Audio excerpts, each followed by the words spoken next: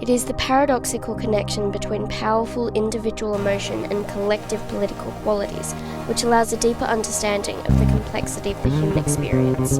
Thus, it is the depiction of characters grappling with humanity that enriches the audience's understanding of their own paradoxical existence. This is particularly evident in George Orwell's 1949 critical novel 1984, where the survival of the protagonist relies on the destruction of his humanity under state control, while the political text illustrates the duality of love and hate, conveying the inherently complex nature of the human existence.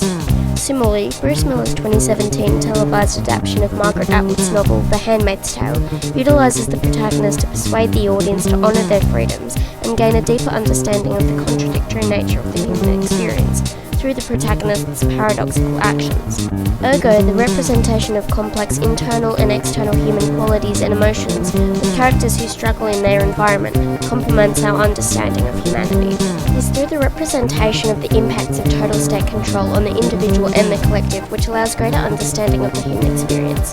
George Orwell's dystopian novel 1984 functions as a scathing criticism of 20th century politics, and to demonstrate the gravity of emotional freedom through third-person limited narrative. The narrative's focalization through Winston is a strategic method applied in order to humanise the character and aggrandise the fear and paranoia occurring throughout. His normality is furthered by the name Winston Smith, inspired by Winston Churchill, the connection to the author's typically Western audience. Surveillance is arguably the main vehicle of control wielded by the party. Introduced as the instrument, the telescreen it was called, could be dimmed but there was no way of shutting it off completely, in which the contrasting modality of could and no way illustrates a feigned sense of agency citizens of Oceania have. Here it is the omnipresent, inescapable presence of the telescreen which received and transmitted simultaneously, which, dramatised by the use of clinical and scientific language and the singularity of Winston's point of view, bombards the individual with both propaganda and surveillance, linked into the innate fear of being watched. Furthermore, the unstoppable onslaught of information and scrutiny is a taxation which manifests physically, Winston's defensive paranoia being illustrated through the meagreness of his body, nearly emphasised by the blue overalls. The adjectival referencing conveys how the pressure to be orthodox is weakening the protagonist into decay. This appears again in the adoption of a facade, evidenced in the first description of the character, his face naturally sanguine, indicating that despite the oppressive environment, Winston appears content, a notion utterly paradoxical and demonstrative that in order to survive he must appear ignorantly satisfied to the collective. These individual and collective experiences of Winston's under the party's brutal regime illustrate the complexity of the human experience through the author's manipulation of Winston's paradoxical relationship between his physical qualities and dire emotional state.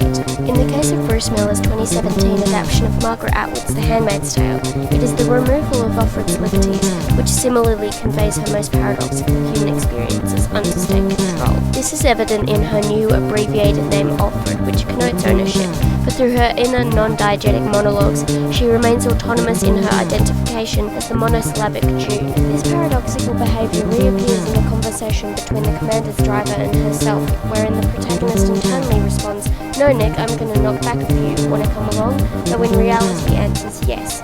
It is through the juxtaposition of highly colloquial and clinically succinct language, which clearly demonstrates her paradoxical behaviour as an individual, brought on by the necessity for a facade in the brutally controlling regime of Gilead.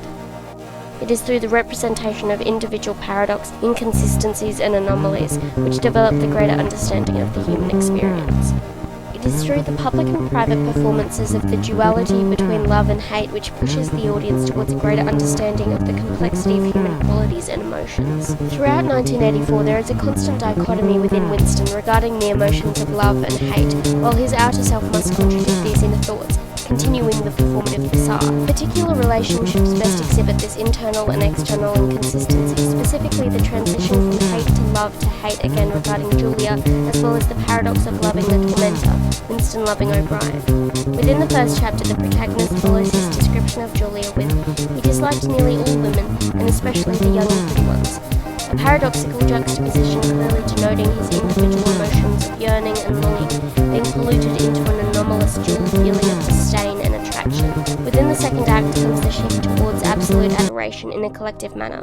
At the sight of the words "I love you," the desire to stay alive had welled up in him, in which emotive language and italics coupled with the verb welled illustrates emotional desire as a powerful component of the human experience. In the final act, The audience is introduced to the penultimate tragedy of this inconsistent love, the betrayal. Winston's torturous experience of Room 101 concludes with, "Do it to Julia, not me, Julia. I don't care what you do to her, tear her face off, strip her to her bones, not me, Julia, not me."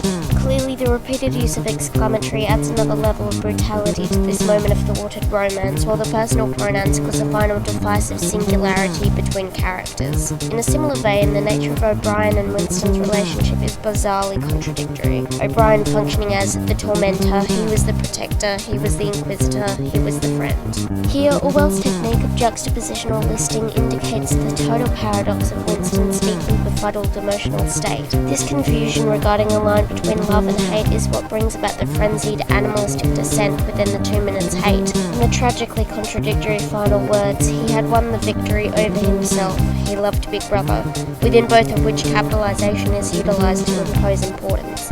Thus it is through the duality of love and hate which allows paradoxical extremism of both emotional states. This simultaneous experience of unabashed love and frenzied hatred reappears in Miller's first episode. The transition between internal grief and active bloodlust is present within the violent murder of the accused rapist by the handmaids at the assembly. Firstly, Offred is faced with the sudden devastation to be told of Moira's death, intensified by the shallow depth of field framing Offred's headspace, furthered by the diegetic cacophony of gang violence, clearly demonstrating how utterly similar the paradoxically opposite emotions truly are. Thus, the true complexity of human qualities and emotions can be understood through public and private performances of the duality of love and hate. It is a representation of the duality within powerful individual emotions and impersonal collective politics, which allows the audience to gain a greater understanding of the human experience as a whole. Hence, it is through the depiction of characters who continuously struggle against their humanity which brings a stronger understanding of the deeply contradictory human experience. In George Orwell's cautionary tale, 1984, the 20th century writer conveys a powerful, objective political criticism through the limited, subjective, and averagely human perspective of Winston. Similarly, in Bruce Miller's televised adaptation of Atwood's The Handmaid's Tale, it is the removal of Offred's liberties which allows the audience to more thoroughly appreciate their respective freedoms, as well as highlighting the paradoxical behaviour of humans. These notions become particularly evident in considering the duality of love and hate under an oppressive, controlling state power. Furthermore, it is the limited, singular, and above all human perspective of these characters which makes the political commentary so timelessly intoxicating. Thus, it is the paradoxical connection between individual emotion and collective politics which allows a deeper understanding of the complexity of the human experience.